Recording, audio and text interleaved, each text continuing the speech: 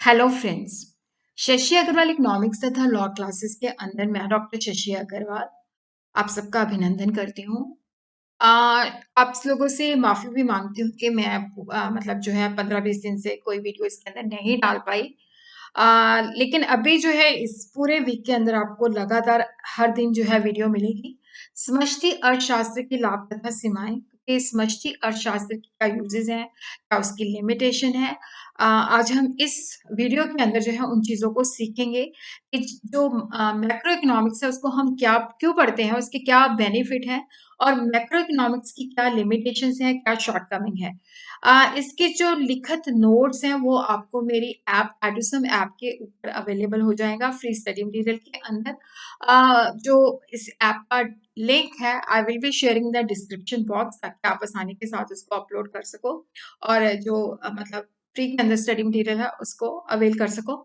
अगर आपको मेरा ये एफर्ट जो है सही लगता है तो do like my video, share कीजिए और मेरे चैनल शशि अग्रवाल इकोनॉमिक्स तथा लॉ क्लासेस को सब्सक्राइब कीजिए। तो जैसे कि हम सब जानते हैं कि जो मैक्रो इकोनॉमिक्स है या समष्टि अर्थशास्त्र है इसका मतलब क्या होता है। समष्टि का मतलब होता है बड़ा।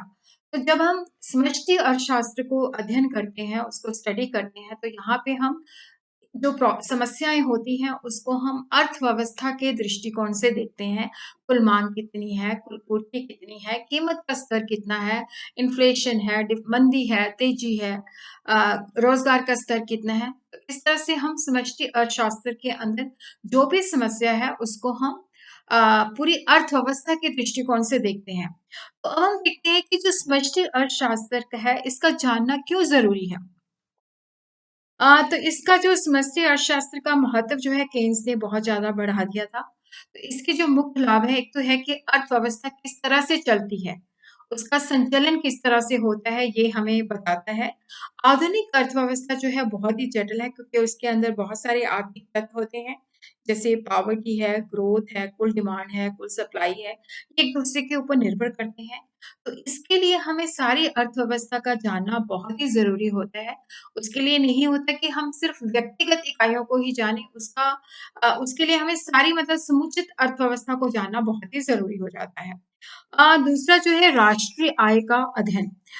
देखो इसमें क्या होता है कि जब हम अलग-अलग देशों का जो राष्ट्रीय आय है उसको पढ़ते हैं, तो उससे हमें उस देश का आर्थिक अवस्था का पता चलता है।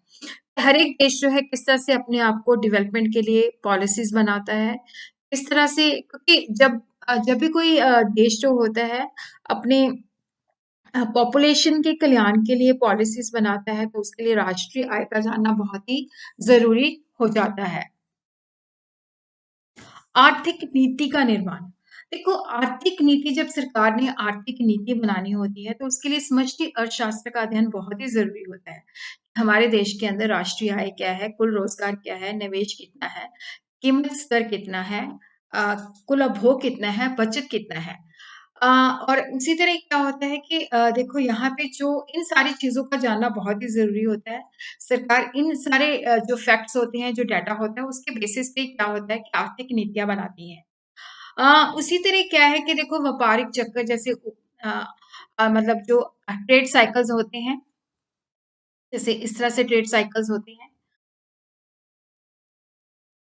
तो ये तेज़ी है, ये मंदी है। तो ये उतार-चढ़ाव क्यों आते हैं? क्योंकि ये उतार-चढ़ाव जो आते हैं कुल बचत, कुल उत्पादन, कुल पूर्ति जो है उन सब की वजह से आते हैं।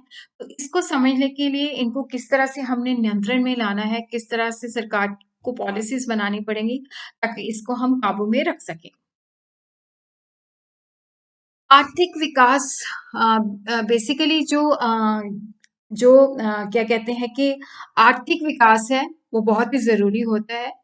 क्योंकि इसमें क्या होता है कि जैसे विकसित देश हैं तो उनमें कोशिश की जाती है कि उनका आर्थिक विकास की दर जो है किस तरह से बढ़ा दिया जाए। तो इसलिए क्या है कि समष्टि अर्थशास्त्र का विश्लेषण करना बहुत ही ज़रूरी हो जाता है, ताकि आर्थिक विकास के संबंधी जो हमारे टीचे हैं उसको हम प्राप्त कर सकें। उसी तरह क्या होता है कि देखो जो व्यष्टि अर्थशास्त्र का अध्ययन हम करते हैं तो उसके जो व्यष्टि अर्थशास्त्र के जो नियम और सिद्धांत होते हैं, उनके अंदर समष्टि अर्थशास्त्र का बहुत ही महत्वपूर्ण है। जैसे घटती सीमांत दृष्टिकोण उनका नियम है, जो कि हमें बताता है। तो यहाँ पे व्यक्तियों का समूह स्टडी किया जाता है, उसके बेसिस पे हम कह सकते हैं कि जब किसी वस्तु का उपभोग बढ़ जाता है, तो उसकी सीमांत उपयोगिता कम होने लग जाती है। और उसी तरह क्या होता है कि मुद्रा के जो सामान्य मूल्य तथा सामान्य कीमत स्तर के अंदर जो परिवर्तन आता रहता है, मुद्रा के मूल्य में कमी या कीमत स्तर का बढ़ जाना जिसको हम इन्फ्लेशन कहते हैं, या कीमत स्तर के अंदर कमी आ जाने को हम मुद्रास्फीति कहते हैं। तो ये सारी चीज़ें जो होती हैं समष्टि अर्थशास्त्र जो है हमें समझने में हेल्प करते हैं। उसी तरह भौतिक कल्याण का अनुमान, जैसे प्रत्येक अर्थव्यवस्था के अंदर सरकार ये जानना चाहती है कि जनता के भौतिक कल्याण में वृद्धि हुई है या नहीं है। इनका जो अनुमान है वह व्यक्तिगत इकाइयों के विश्लेषण से नहीं लगाया जा सकता। इससे हमें देखना पड़ता है कुल आय, कुल रोजगार, कुल उपभोग का अध्ययन करना बहुत ही ज़रूरी है। अगर इनमें सब में वृद्धि हो रही है तो इट मीन्स कि जो जनता है उसका भौतिक कल्याण इंक्रीज़ हो रहा है।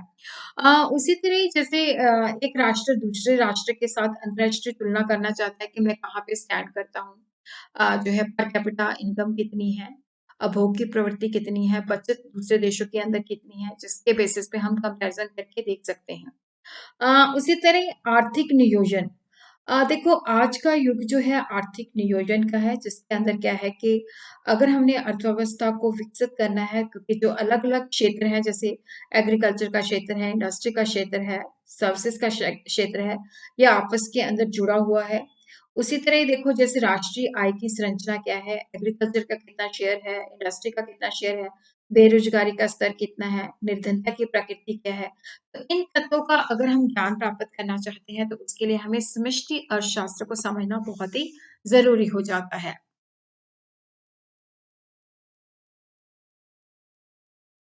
आर्थिक क्षेत्रों का जो है आपस में एक-दूसरे के ऊपर जुड़े हुए होते हैं। जैसे पब्लिक सेक्टर है, प्राइवेट सेक्टर है, कृषि सेक्टर है, औद्योगिक क्षेत्र है, व विदेशों के साथ जो हमारा व्यापार होता है, ये आपस में एक-दूसरे को इफ़ेक्ट करते हैं, एक-दूसरे के ऊपर निर्भर करते हैं। तो इसलिए क्या होता है कि अगर जो इनकी आपस में पारस्परिक निर्भरता है, उनको जानने के लिए क्या है कि हमें समष्टि अर्थशास्त्र का अध्ययन करना ज़रूरी है। उसी तरह ये हमें सामूहिक आर्थिक विरोधाभास जो होते हैं, उसको समझने में भी सहायता प्रदान करता है। देखो जो चीज़ एक व्यक्तिगत लेवल पे सही है, वो ज़रूरी नहीं है कि वो सामूहिक अर्थव्यवस्था के लिए भी सही हो। जैसे अगर एक व्यक्ति बचत करता है तो बहुत अच्छी बात है, बट तो अगर देश के सारे ही नागरिक बचत करने लग जाएँगे, तो that is not good for अर्थव्यवस्था। तो अब हम देखते हैं कि जो समष्टि अर्थशास्त्र है, इसकी लिमिटेशन क्या है, इसकी शॉर्टकमिंग क्या है? देखो यहाँ पे क्या है कि समष्टि अर्थशास्त्र के बहुत से जो नतीजे होते हैं व्यक्तिगत इकाइयों के योग के आधार पर निकाले जाते हैं, परंतु ये बात सही नहीं है क्योंकि जो एक व्यक्ति के बारे में सही है वो अर्थव्यवस्था के बारे में सही नहीं है। अगर एक किसान जो है अच्छी फसल बोता है तो उसको अच्छा कीमत मिलता है, बट अगर सारे ही किसान जो है मेहनत करने लग जाएंगे और जो इन्वायरमेंट है वो भी सही है तो सबकी पैदावार ज़्यादा हो जाएगी, तो सबकी पैदावार होने के बाद भी क्या है कि उनको मुनाफ़ा नहीं होगा। तो जो चीज़ एक व्यक्तिगत लेवल पे सही है, ज़रूरी नहीं है कि वो जो है पूरी अर्थव्यवस्था के लिए सही हो। तो इसी को क्या है कि जो सैमुअल्सन है, इसने संरचना की भ्रांति दी फैलेसी ऑफ कंपोज़िशन का नाम दिया है, कि जो व्यक्तिगत लेवल पे तो सही है, परंतु जब हम उसको सामूहिक अर्थशास्त्र के ऊपर अप्लाई करते हैं, तो दैट इज़ नॉट गुड। इसके अंतर्गत अलग-अलग इकाइयों का अध्ययन किया जाता है, इकाइयों का माप अलग प्रकार से किया जाता है, तो इनको एक संख्या के रूप में ही बताना संभव नहीं होता। जैसे प्रोफ़ेसर बिल्डिंग ने एग्ज़ाम्पल दिया कि 6 एप्पल और 7 एप्पल, 13 एप्पल हो गए, 6 एप्पल और 7 ऑरेंजेस 13 फ्रूट हो गए। पर 6 एप्पल, 7 हाउसेस, 6 एप्पल, 7 शूज़ इनका कोई आपस में कोई मीनिंग ही नहीं है।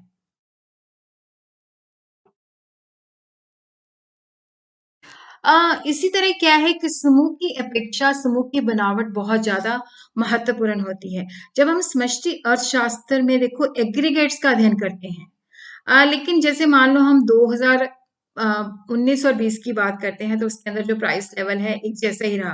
परंतु इसका मतलब ये नहीं है कि 2020 के अंदर मूल्यों के अंदर कोई परिवर्तन नहीं आया। इसमें हो सकता है किसी चीज़ की कीमतें कम हो गई हों, किसी चीज़ की कीमतें बढ़ गई हों।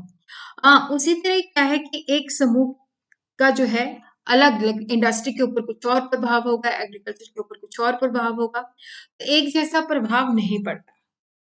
तो वो हम स्टडी नहीं करते। उसी तरह क्या है कि व्यक्तिगत इकाइयों के योगदान की अपेक्षा, तो यहाँ पे हम केवल समूह का ही स्टडी करते हैं, परंतु जो सही वास्तविक जीवन है, उसके अंदर व्यक्तिगत इकाइयों के जो निजी स्तर पर आर्थिक कार्य होते हैं, निर्णय होते हैं, उनका तो अर्थव्यवस्था पर प्रभाव पड़ता है। तो वो हम इसके अंदर जो है स्टडी नहीं करते। तो इसलिए हम कह सकते हैं कि जो एक समष्टि अर्थशास्त्र है, इसका जो एप्लीकेशन है वो बहुत लिमिटेड है कि ये थ्योरेटिकली तो हमें लगता है कि बहुत ज़्यादा इम्पोर्टेंट है।